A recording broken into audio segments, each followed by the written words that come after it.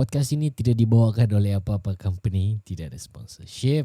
Uh, Selamat tahun baru 2023. Tahun lalu terputuslah episod, kalau saya tidak salah di episod yang keberapa. Let me check first. But anyway, selamat tahun baru kepada anda yang mungkin jumpa podcast ini di mana? Di Spotify ataupun di Anchor ataupun di mana sudah ni ya? Di Instagram kah? Kejap kira dulu. 1, 2, 3, 4, 5, 6, 7, 8. Ada 8 episod lah pada tahun lalu. So saya start pun hampir-hampir di hujung sudah. So but tahun lalu tidak begitu konsisten lah kan untuk podcast ni. Tapi apa-apa pun, terima kasih selamat tahun baru. Dan ada beberapa benda yang saya ingin mungkin resolusi tahun 2023 ni lah. Apa yang kita boleh sama-sama amalkan untuk tahun baru. So kita dengar lagu intro dulu untuk the show.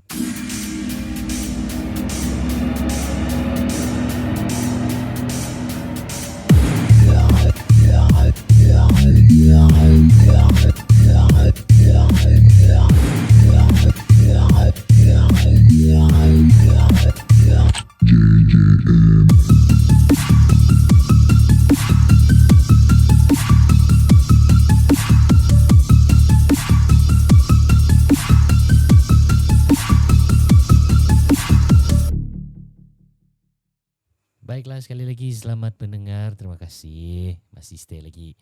And episod terakhir pada tahun lalu adalah saya bercerita tentang Parlimen Malaysia tergantung lah. Dan kini kita sudah ada Perdana Menteri yang ke-10, Datuk Seri Panglima. Kalau di Sabah dia Datuk Seri Panglima lah, kalau di Semenanjung dia Datuk Seri saja. Yang amat berhormat Datuk Seri Panglima Anwar Ibrahim. So tahniah untuk saya ucapkan kerana akhirnya kita di Malaysia ni sudah memilih. Dan dalam beberapa hari yang lepas pun ada pergolakan juga di state level, Sabah punya kerajaan, di mana Datuk Bong Mokhtar dia buat kacau lah. Dia tarik kesokongan, tapi akhirnya tidak apa-apa juga yang berubah kan. So itu yang rakyat sudah malas lah sebenarnya. Rakyat sudah malas untuk ambil tahu pasal politik ni, bukan sebab tidak tahu pasal politik, cuma sampai masa sudah macam muak sudah ni, macam itu saja. Balik-balik, takkanlah setiap tahun asal tahun baru saja bawa orang setiap tahun sambut celebration hari jadi kan. Ini setiap tahun kita mau pilihan raya, macam bodoh lah saya rasa macam tu kan. So sepatutnya dalam perlembagaan pun tulis satu term tu adalah 5 tahun. So kasih habislah 5 tahun kan. Apa yalah mau rebut itu ini macam-macam semua benda. So but anyway, sudah ada kabinet baru, dorang ada buat rombakan oleh yang amat berhormat Ketua Menteri. So biarkan dorang urus negeri ini, tadbir negeri ini lebih ke hadapan lah. Sebab tahun ini dijangkakan mungkin buat masa ini belum lagi lah, cuma tahun ini dijangkakan ekonomi krisis akan berlaku. Dan bercerita tentang tahun ini ada banyak benda yang berlaku lah. Ada varian baru COVID-19 China, dan China pun start buka border sudah. So make sure itu SOP kita kena kekalkan lah, biarpun KJ bukan lagi Menteri Kesihatan. Tapi apa yang pasti saya baru-baru saja 6 hari bulan yang lalu kasih keluar music video. Dan sekiranya mungkin podcast ni episod ni akan keluar pada hari Jumaat ya. So besok dia ni Saturday nanti ada music video. Jangan lupa untuk saksikan music video lagu yang pertama, iaitu Good Morning Sayang. So dengarkan, jangan lupa untuk follow kami di Instagram. Bukan kami, follow saya di Instagram Just Joel Moriga. Itu saya punya personal Instagram. Begitu juga dengan podcast ni, Just and Co Podcast. So kamu boleh follow juga. Begitu juga dengan di Spotify. YouTube pun ada juga. Bagi anda yang mendengarkan di YouTube, selamat mendengar lah, saya ucapkan. So untuk tahun ini resolusi lah, ataupun habit ke, ataupun apa-apa perubahan lah, macam tu. Bukan azam baru lah, tapi resolution, new year begitu. Sebab I think it's setiap tahun kita punya usia ni meningkat. So itu terpulang dengan pilihan masing-masing. Tapi as a common punya pilihan is that we all would like to grow apart. We would like to grow more wiser, more responsible towards the future, towards ourselves, towards our career, and a lot of other things, right? So it is better for us to have a resolution for at least it's not like things that it should be done, but it's how to say, I think it's more on like a frame, or a guideline. Yeah, a guideline for anyone, for ourselves, to depends on, and at least we have a reference, the guideline on what should we do in order to survive for another year and go through another year, right? Because I believe that if you are still in high school right now, if you still not in graduated from your high school or university, college, keep going, but you still may apply these things to you. You still may apply these things because of saya rasa benda ni it's a good sharing, and it should be done by everyone and anyone. Sebab yalah, kita mau tahun yang lebih tahun ni adalah tahun yang lebih mencabar, tahun baru. So we need to prepare ourselves for the new environment, for new challenges, for other new things that we might going to go through or going to face it. So it is better for us to have a guideline that we can depends on, or we can refer to, in order to at least this kind of this kind of a guideline can just provide you a reference, something like that. So the first one, the first resolution ataupun resolusi yang pertama yang saya akan selalu buat sebelum ataupun selepas saya birthday lah, selalunya lah kan, pada tahun ini ataupun pada bulan awal tahun itulah, macam sekarang ni Januari kan. So saya akan buat yang pertama adalah personality test. Personality test ni kamu boleh Google saja lah, personality test, and then dari situ kamu boleh check lah personality kamu pada awal tahun ini bagaimana kan. Dan hujung nanti bulan 12 pun kamu boleh buat benda yang sama, whether your personality still stay the same ataupun dia sudah berubah. Keep a record lah kan. Mungkin boleh tulis benda tu, write it down. You can just write it down, put it or save it on your phone di memo pad sana kah, or bergantung dengan telefon kamu lah. Kalau tidak pun lagi bagus, kalau macam di iPhone, macam di notes, so you can just at least tulis di situ, so that hujung tahun nanti if you want to do the personality test again, boleh refer balik. Pada tadi yang dulu bulan 1 ataupun bulan Januari, dia macam ni. Ini nanti bulan 12 lagi, dia begini sudah, Disember. So itu benda yang pertama saya akan selalu buat lah. So I recommend you guys to check sebab untuk mengenal pasti what kind of year that you're going to go through. First thing first, I believe that you need to understand yourself dulu, kan? Kalau kau nak faham apa yang kau mau, kau nak faham arah mana yang you want to go to, itu bukannya masalah lah. Cuma mungkin kau akan keluar daripada simpang sikit. Kau tidak ada hala tuju untuk direction that you want to go. So benda tu penting lah. First thing first, saya rasa kau kena kenal diri sendiri dulu. That's the first one. And second, this is what I do. It's been like since a few years back. At least I would like to write down 10 things, minimum 10 ataupun 5. Sama ada 5 hingga 10, lebih kurang lah, tapi minimum 5 lah untuk baru bermula-mula kan. So, tapi saya I choose to at least write 10 things lah.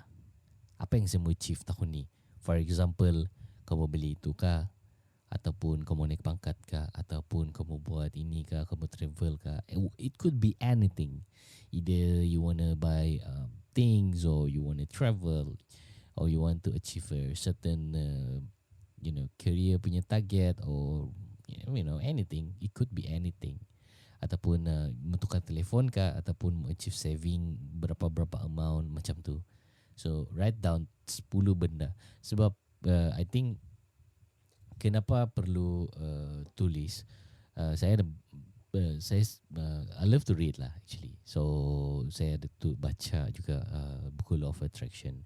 So bila baca buku tu dia bagi simple things, and antara benda-benda yang terkandung dalam buku tu adalah tulislah apa yang kamu achieve. So bukan buku tu saya cakap, tapi Jim Carrey, saya mesti ingat lagi ada satu Jim Carrey kan. Dia bagi dia tulis di cek dalam masa setahun. Dia cakap dia tulis di cek nama dia apa semua, 1 juta. So dalam masa beberapa tahun kah, I think macam tu, next Christmas or something like that lah, dia mau achieve itu duit. So bila dia buka balik tu ada suatu benda, I mean dia ada sudah 1 juta dalam account dia lah, which is good. So itulah saya rasa saya recommend untuk siapa-siapa saja yang dengar ni podcast untuk tulis lah. And 10 ataupun minimum 5 benda apa yang kamu achieve tahun ini, supaya kau ada guideline kan, so that you can have a clear guideline what you want to achieve this year. So sekarang ni anything, the changes of everything is too fast. So itu masalah dia lah. And so it is better for you to have personal punya records on what you want to achieve this year. That's the second. Yang ketiga pula, tadi sudah tulis kan? Tadi sudah tulis apa yang you want to try to achieve, bla bla bla bla. For example, mau beli kereta baru kah, ataupun mau tukar tempat kerja kah. So, nombor 3, apa yang kau perlu buat selepas kau sudah write down semua tu? Start ataupun mula untuk take a small action. For example, kalau kau mau naik pangkat, so what do you need to do? You need to prepare yourself for the new position. Contoh kalau kau sekarang ni assistant manager human resource. So what do you need to do? Take a simple action. Study on how to become a human resources manager. It could be as simple as that. So take a small action, belajar, or maybe read a books, or you can just Google. There's a bunch of things, articles ada di Google, boleh Google benda tu. That's the first thing, kan? So take a small things, take a small action. Itu yang ketiga lah. Sebab sudah tuliskan tadi, for example, itulah mau naik pangkat, ataupun mungkin kalau mau beli kereta, for example, like you are just a fresh graduate punya orang, selepas tu mau beli kereta macam tu. So bila mau beli kereta, and then what do you want to do next, kan? So, sudah tulis, start take a small action. Cari info kereta apa yang kau perlu. Macam apa kereta mana yang satu yang kau perlu. Apa jenama punya kereta yang dan yang kau mau beli. That's the first thing. So, mungkin dari situ take a small action lah. Contoh dia macam ambil tahu berapa harga market dia. Kan? Di mana cawangan-cawangannya. Berapa dia punya bulanan. Berapa interest rate kalau mau loan kereta sekarang ni. Ambil tahu benda-benda yang begitu. Small action. Supaya yang resolusi yang kedua tu sudah tuliskan. Lepas tu yang ketiga dia punya guideline is start to take action. At least you start somewhere. Sebab if you just have something that you want to achieve tapi sekadar tulis saja tapi tidak mau ambil small action. So benda tu tidak akan tidak akan berlaku juga. So it's better for you to take small action kan. Macam kita lah. Macam tu. Sebab kadang-kadang tinggal bergantung dengan brand lah, brand kereta. For example kereta lah, saya ambil contoh kereta. Macam saya sendiri pun tengah tunggu lah ni. Sudah approve and everything, bla bla bla bla. Sekali pula, itulah sebab tidak ada small action. Maksud saya tidak ambil tahu itu, tidak ambil tahu ini. Dan akhirnya saya rasa saya terambil sales agent yang salah lah. Itu yang pasti. So, tidak kena urus betul-betul. Saya tidak tahu approve sudah loan, kereta pun sudah booking, tapi sampai mana, apa yang saya perlu, begini begitu semua itulah. So itu yang benda saya rasa macam silap sendirilah. Tapi there is the reason why I want you to have this resolution, supaya New Year resolution, supaya you have a clear picture on what you want to do next. So tadi sudah tulis, sudah buat personality test, sudah tulis, lepas tu sudah take small action. Itu yang ketiga. Baik, yang keempat, saving. Fund saving for anything. Sama ada kamu beli barang kah, ataupun you want to go travel kah, ataupun kamu sambung degree kah, sambung study ke whatever lah kan. Ataupun mau beli kereta pun mesti mau ada duit kan juga. Macam deposit, berapa banyak deposit. Ini selalunya the common deposit is 10% from the car punya harga. So benda-benda macam tu. Tapi it is better for you to have a saving fund. Let me share you my experience. Selepas habis belajar dan habis graduate yang bekerja lah. Masa tu sebelum COVID lagi. I think it's around 2017, 18, 19 macam tu lah. So benda tu tidak pernah saya buat, which is saving. Tidak ada saving, tidak ada emergency saving or what not. Dapat gaji, bam, beli tu beli ni, bam, beli tu beli ni, dengan kos pergi kerja setiap hari lah kan. So bila COVID hit, di situ adalah saving, tidak banyak lah. Itu pun from the previous punya MC job as well as I think salary, the previous month my salary. So because of tidak ada income stream yang fix during that time, I was hit with anxiety lah. Depression belum lagi, tapi saya anxiety because of saya tidak ada income stream pada masa itu. Lepas tu tidak lama kemudian PKP mula-mula kena suruh di rumah saja. Gaji pun half. Imagine like kau sudah biasa dengan kehidupan yang at least satu bulan ada 2-3,000 dalam tangan kan. Lepas tu tiba-tiba tidak ada kerja, ataupun dia kena kau punya gaji separuh saja, ataupun 600 saja for example macam tu. So it will definitely make you nervous, depressed, anxiety, confirm. Sebab you need money to stay alive, kan?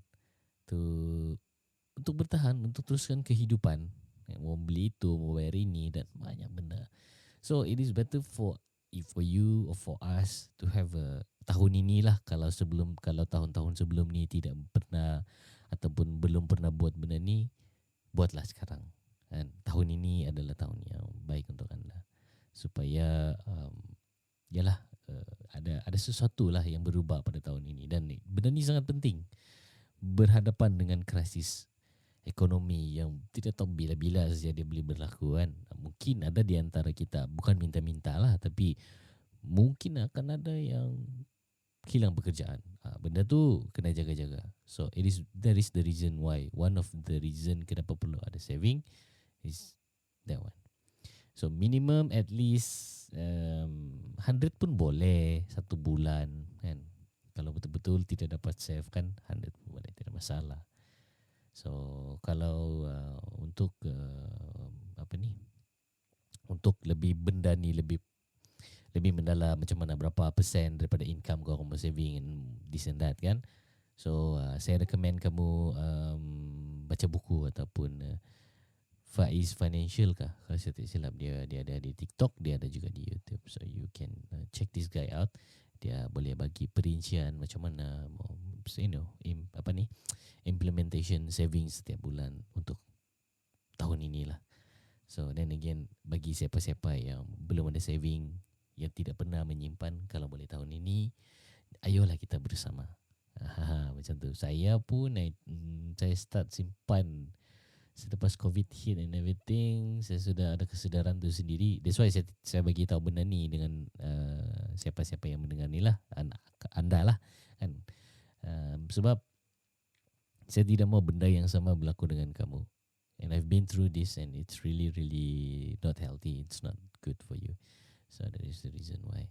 So yeah, I think itulah kenapa. Jadi daripada menjalani mental health issue, adalah lebih baik sediakan payung sebelum hujan. So start daripada tahun ni, mulalah untuk saving supaya anything can happen kan. Itu adalah macam kau punya tiket kecemasan lah. The second one, tapi benda ni saya tidak recommend sangat kalau kamu, bukan tidak kamu lah, kalau tidak semua orang boleh dapat lah. Kalau boleh dapat pun hanya guna benda ni pada emergency sajalah, masa-masa emergency, iaitu credit cards. Tapi saya rasa saving adalah lebih baik berbanding credit card lah. So tapi terpulang lah, kalau kamu prefer saving ataupun credit card, tapi adalah lebih baik kalau ada saving kan. Macam tu. So ada 4 cara. Yang pertama, personality test. Yang kedua, tulis what you want to achieve this year. Yang ketiga, start to take a small action. Yang keempat, saving fund lah for anything. It could be emergency or whatever lah kan. Dan yang terakhir, yang kelima, trust the process. If you think like, if your target to this year is you would like, to enhance your career. So you have done this process. Trust me, if you have this kind of guideline for this year and you trust the process, it could be done. Kan? Kalau ada proses begini, kalau ada guideline begini, whatever you want to achieve, it could be done. At least, even though kalau benda tu tidak berlaku, dia tersimpang sikit. For example, I give you an example. Sekarang ni kau assistant manager, then your target is to become manager this year. Tapi tidak ada kekosongan untuk managerial punya post untuk kau punya department. So, what do you need to do? Mungkin because of number 3 tadi, you start to take a small action. Mungkin kau akan boleh cari tempat-tempat kerja lain ataupun company-company lain yang akan hire ataupun ada kekosongan. So you already prepare yourself for that position because you already start take a small action kan. So it could be done, and trust the process. Just trust the process. Kalau mau cerita pasal trust process ni sebenarnya panjang. Saya boleh kongsi saya punya pengalaman sangat panjang lah. Boleh sampai 2-3 jam. Tapi just trust the process. Nanti episode seterusnya nanti saya akan bagi tahu ataupun saya akan kongsikan trust the process punya trust the process punya experience supaya kamu boleh dengar kan. Jangan lupa untuk follow di social media. Jangan lupa untuk subscribe di YouTube. Begitu juga jangan lupa untuk follow dan bagi rate dekat Spotify lah. So sekiranya kalau kamu ada apa-apa feedback, kamu boleh sama ada kamu mau kongsikan pengalaman ataupun cerita ataupun sebarang apa-apa sajalah, kamu boleh pertama DM di Instagram ataupun yang kedua boleh email saya terus di jazzandco.podcast@gmail.com. So dari situ nanti saya akan baca lah dan kita akan mungkin boleh berkongsi dan macam-macam lagi. Sampai jadi tahun ni saya mau one of my benda yang saya mau achieve this year is I would like to have a space for my podcast punya project, so that at least ada audio dan video macam tu lah, boleh buat recording yang begitu. So saya mau enhance ini podcast punya game, especially here in Sabah. Macam tidak begitu banyak orang aware or tidak begitu banyak orang consume podcast. Adapun mungkin sikit-sikit lah, sebab maybe because of orang belum lagi begitu familiar dengan digital streaming platform macam Spotify, Anchor, yang lain-lain itulah. So that is the reason why I would like to step up the game. Tapi tengok nanti macam mana lah. But I would love to achieve that by doing the resolution. Yang pertama, buat personality test. Yang kedua, tulis apa yang kamu achieve tahun ni. Kita recap lah sudah ni kan. Yang ketiga, start take small action. Yang keempat, saving fund. Dan yang kelima, trust the process. So I think that's about it. Thank you so much for listening. Dan feel free to share this podcast to your friends and family. Kita juga akan jumpa di next episode. Dan saya akan cuba untuk konsisten lah tahun ini supaya kalau boleh minimum 1 bulan ada 2 episode begitu kan. Alright, thank you so much guys. Bye bye.